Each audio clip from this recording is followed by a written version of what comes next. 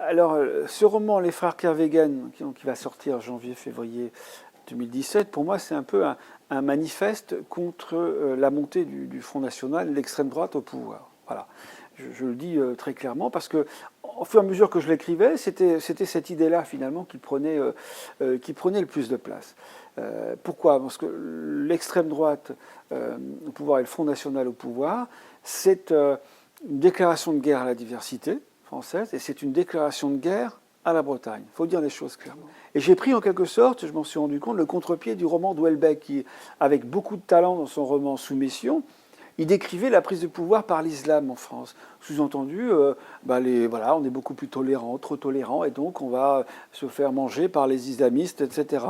Moi, je crois que la pente naturelle de la société française, surtout depuis la Révolution, nous amène justement vers l'unicité parfaite, c'est-à-dire une guerre totale contre la diversité, et donc la prise de pouvoir par le Front National.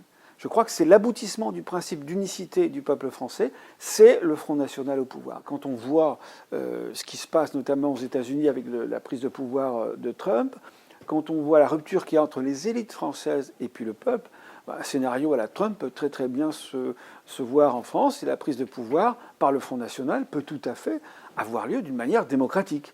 Voilà. Et donc, mais si le pouvoir, la prise de pouvoir peut se faire de manière démocratique, l'exercice du pouvoir, lui, ne le sera pas forcément. C'est donc la notion de guerre civile, de conflit, parce que le Front National au pouvoir, ça sera forcément une guerre contre la diversité, et donc la diversité sera amenée quelque part à se défendre, à se rebeller, donc plus d'autoritarisme, etc., et on basculera véritablement dans une forme de totalitarisme. Et on ne fera jamais que suivre un long glissement qu'on peut déjà voir aujourd'hui vers la France de la haine qui avance et la France des libertés qui recule. Et pour moi, c'est quelque part l'implosion de la France, quoi. C'est la victoire de la France de la haine et c'est l'implosion de la France. Et ça, c'est quelque chose que je ne veux pas. Donc je crois que la société civile, elle a un devoir, c'est un devoir de résistance, c'est un devoir de dire les choses.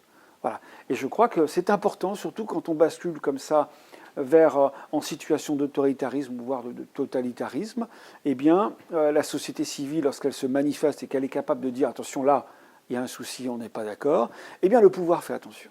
Voilà. Je crois qu'aujourd'hui, la société civile, elle se tait, elle ne dit pas grand-chose. Les journalistes regardent très passivement, et ont l'impression qu'on banalise absolument tout et qu'on évolue de plus en plus vers une société de haine.